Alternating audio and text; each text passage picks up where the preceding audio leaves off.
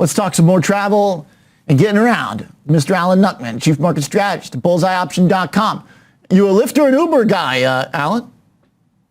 I'm either. Whatever button I decide to press. But as talked about here in Chicago, things are reopening. That's right. Masks are gone. People are going out. So if you look at this stock, first I want to talk about the macro market. Okay. We haven't seen lows in more than 2 weeks. And we keep pivoting around this 4250 level in the S&P, which is the halfway point of that rally from 2021 to the highs we had here in January. So interesting action, but I'm liking the bullish side of things from a risk-reward standpoint. Uber's a great example. Uber made new lows last week, but it had a higher close on that day, on Tuesday, and it had a higher weekly close. This is a stock that's down 50% off its April highs, and it's down 30% since the January top. Not a bad move if you're looking to buy a dip. It's a deep one, Alan. Sometimes the knives in this market that fall the fastest are the ones that hurt the most. Well, we'll have to see. Now, this stock is still up 125% from its COVID low. So, yes, it's pulled back. It's the lowest level it's been in a couple of, the strike that I'm looking at is the lowest level that it's been in a couple of years. So you can also point out that the COVID here is at 7-month lows, from in America for new cases last week. So things are starting to unwind from that standpoint, which obviously has a big impact on this business. Yeah. I see bullish convergence bottom. This is a stock, like I said, that's had a big drop. But before, it had traded between 40 and 50 for 8 months. Markets often come back to the breakout point. So when it dropped, it targeted 30. That's a super support level to lean on. I'm looking at the July 25 call, 4 months of time. Being long from 25, like I said, it hasn't been there in more than 2 years. From a value standpoint, plenty of time for see it follow through on that bounce that we saw last week.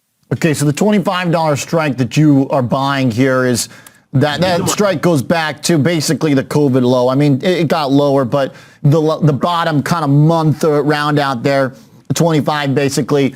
You'd have to have something that seemingly really bad happen here in our recovery, I would think, for Uber to get down there. But I don't know, Alan, this is a market that keeps trending, making lower lows, lower highs. If that happens, lower low for Uber, how do you manage the trade?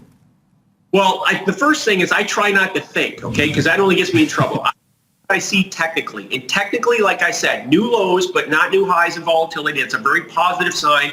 This has been a straight down move. At some point, there's going to be some profit taking. That's going to hit some stops up above, and there will be a short squeeze is what this is set up to do. Now, again, the option, I've got limited risk. I got plenty of time. This option's very deep in the money, and we can wait for this to develop, over a period of weeks and months here as things get better. But again, I think it's a big macro market.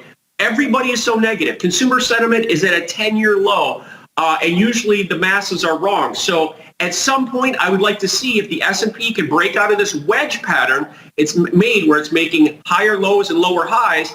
A breakout here sends it to, I think, what we say here, 4,500 or so, 4,550. And then we're at the halfway point of the drop from the top. So let's remember, even with all of what's happened, the S&P is still significantly positive in the last year of trade. It's not over, in my opinion. And we could see, one more thing, a little bit of relief when they raise rates here this week, because that's finally starting to get done. Okay, I think that is an interesting threshold for us to test how the market responds to the actual hike itself, right? We've been talking about it. We're going to get it. Let's see if anything happens. We've been minute by minute. We've been discussing it. It won't go away. It won't. All right, Alan Nuckman with the Uber trade here. Set it, forget it, don't think about it. You got 30 days on it. So I mean, all Uber has to do is get back to a high from last month within 130 days, and your trade makes money. And this July option only costs $75 more than the May, and you're getting twice as much time. And if we get back to that breakout at 40, the breakdown level, which markets often come back to, that's not that high. 45 is a halfway point. Just getting back to 40, this option doubles in value. So again, it's about math. All right. I like the 30, 35, getting a little bit past break even. That's just looking for basically a week of price losses to come back. All right. Alan Nuckman, the bull here. On a bullish day, it turns out we're now getting a little bit of momentum higher. But we've seen head fakes this morning, so we'll look for some more follow through.